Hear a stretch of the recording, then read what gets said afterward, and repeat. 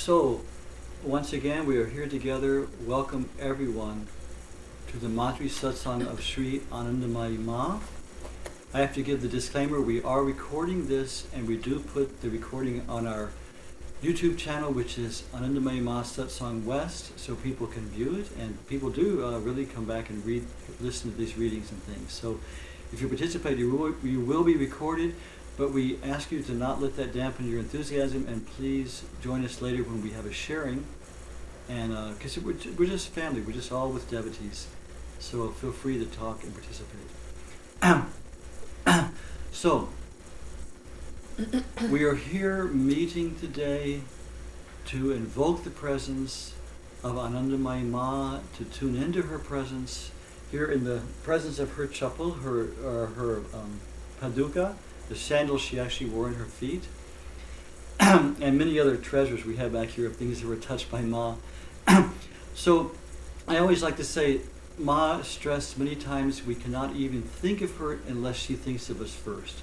So the fact that all of us are here today sharing this time together, Ma's grace is on each one of us. She's called each one of us in our own way. So today we meet to think of her, to study her teachings and her advice to have a higher life, a spiritual life, according to the way she saw it. And we're here to draw upon this infinite source of blessings and guidance and upliftment and joy that comes when we just remember Ma. Because Ma was a manifestation of perfect divine consciousness in this world. And whether we have other teachers, other paths, everything falls under Ma's guidance and blessing, because she came for everyone. She came at the call of mankind. She said many times, several times, she said, I am the Vyakta Rup, that's the manifested form of the aspiration of all mankind. So we collectively as a group called Ma to come, and she came, and we have her, and she keeps this form and name by which we can contact her. So we're going to think today of how we can call on her, how we can learn to perfect our perception of her, and see how we go from there. Today we're a little bit on our own. Usually we have as co-host Pragya Hallstrom, who is the author of Mother of Bliss and also the editor of our new Gospel of Sri Anandamayi Ma. So Gloria will read her reading today. And we usually have Saraswati there and Katia from Portugal. No one's here today. But it's a good reason, because just a few months ago, Pragya and her husband Ted opened the Anandamayi Ma Ashram in Amherst, Massachusetts, near Boston, the Boston area. And we were planning this first, since COVID, in-person meeting of our, we're calling it a mini Samya Sapta. It's a long weekend retreat in upstate New York. And our Swami Guru Sharananda from India will be there. So this weekend, our Swami Guru Sharan from India is there with Pragya and Ted in Boston, in Amherst Ashram. And they've been having some fundraising things for our ashram in India. And today they're having a full day-long retreat with Swamiji up there. So they have a good excuse for not being here. And we invite everyone to come to this Samya Sapta. I know many of you are coming. Renu, can you put the link in the chat? There's a link there for the chat. It's not too late to come. We still have room. It will be the last week of September, which let me make sure I get my dates right. It'll be this month from the 26th to the 30th of this month, September. So it's not too late to jump in a car, jump on a plane, and get to New York. And it's being hosted very beautifully by the Shivananda Yoga Ranch. So they're hosting the accommodations. You register through them. And they're providing the food and everything. We're just going to go there and be giving the actual program. So Swami Guru Sharananda will be there teaching. I'll be there teaching. Pragya will be there teaching. Saraswati will be sharing a yoga class in the morning. So it's going to be a really wonderful time of common group practice together, meditating, singing, doing arati, hearing about Ma, studying her teachings. It's really going to be a wonderful time. So we invite you all. I'll be flying up, not tomorrow, but next Monday to Boston to be with Swamiji and to go early to the retreat and set up and things. And then Gloria and our temple player Ramana will be flying up on Wednesday. And and we'll be picking up Renu. We're there too, so we're all kind of the tribes are gathering. So you're all cordially invited to join us. Sorry for the late notice. We've been telling people for a long time, but if it's not too late to come and join us for that, okay? So now, proceeding with this, uh, one reason we are having these online satsangs is so people who have been touched by Ma's grace, which is everyone here, can have a place to come for community, for support, for learning more, for sharing. And so even though we're online since COVID, this has turned into a beautiful kind of worldwide community. We have people from all over now coming. So we always like to have people, we ask your patience in this. We like to see every single person who's here. So if you could all turn on your video, and Renu's going to introduce each one of you. Well, first let me introduce myself. Okay, so my name, for those who are here for the first time, is Mangalananda, and I received Diksha from Anandamayi Ma from her hands in 1973 at her ashram in Vrindavan, and I've been living in her lineage ever since. I've lived with some of her wonderful disciples, Swami Nirmalananda, Swami Kedarnath, a lot of time with our Swami Bhaskarnandaji, Ma's main Swami, and I lived in her ashram, and Ma sent me back, Swami Bhaskarnandaji sent me back to India in 2001 to live in one of Ma's ashrams for 12 years and help start a school. And I'm an appointed acharya. That just means a lineage teacher of Ma's ashrams, two of Ma's ashrams in India. And this is my wife Gloria, who will be participating today. Jima, I'm so happy that we're all together. I think one of the great saints said, this life is a dewdrop on a rose petal. Do not delay the practice of meditation. And we just went to a memorial of a good friend last night. So do not delay satsang. Yes. Because it's short. Life is short. Life is short, and we need to be together helping and supporting each other. Ma always talked about the importance of satsang. So Renu, our technical co-host, as always, the great Sevak, introduce yourself, and then Renu will call on each person. And if you look down at the bottom left of your screen, you have to just click, when you're called upon, click unmute. And then at this point, we have a lot of people, so just say where you're from and your name, and then we'll have time later on in the program to have sharing and open mic. So Renu, will you introduce yourself? I'm Renu here from Fremont, California, near San Francisco, and just wanted to say it's good to be here again with all of you. I'm just going to go down the participant list, and you can unmute and tell us briefly where you're from and say hello. So we're going to start with James Broadus. Jay Ma, Jim Broadus. I live in Las Vegas, Nevada. Welcome, Jim. Jai Ma. Jima. I think this is your first time, right? No. Oh, you have been here before. Very good.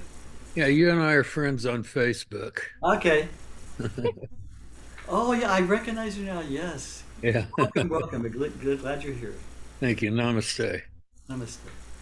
Namaste. Welcome, Jai Ma. Next, we have Chris Redfield. Hello. I'm from Northern California, currently in exile in New Hampshire. Very grateful to be here with you. Welcome, Chris. Jai Ma. Jai Ma. Very welcome in our community. Jai Ma, welcome. And next we have Gabriel. Hi, Gabriel here. Yes, in Seattle. Jai Ma, hello to everyone. Jai Ma, always good to see Jai Ma. you. Welcome. Hi. Welcome. And next we have Arpita Ji and maybe Robert.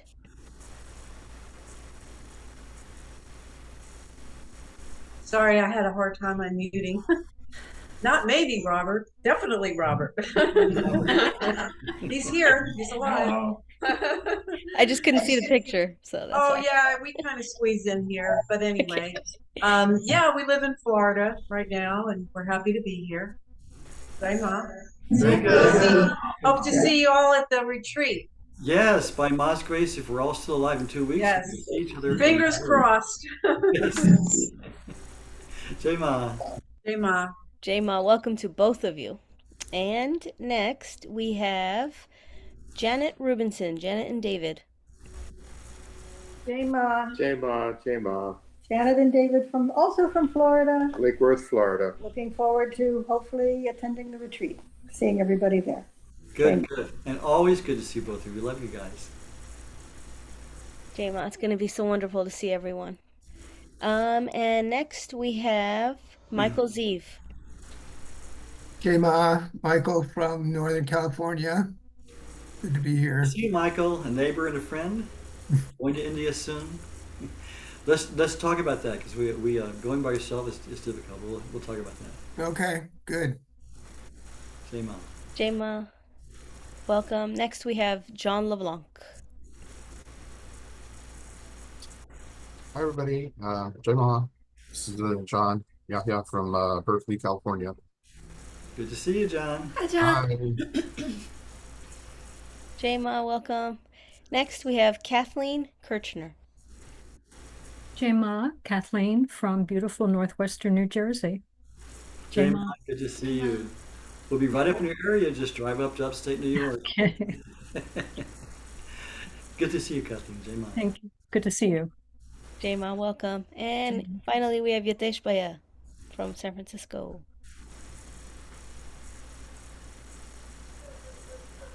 Yatesh, you there? Bolier. Jema, I'm actually on my way to my home. Sorry, I am all over the place, but I'm attending the Satsang still. Jema. Glad you could make it. Good to see you. We were with Yatesh just last night at a memorial service of a dear friend of ours who's a musician and a devotee, and we had a beautiful musical memorial. Ravi was there too. A musical memorial where we just, all the people he played with over the years, we just offered kirtan, and I had my full band there. It was a beautiful, beautiful evening. Yeah. Is that everybody?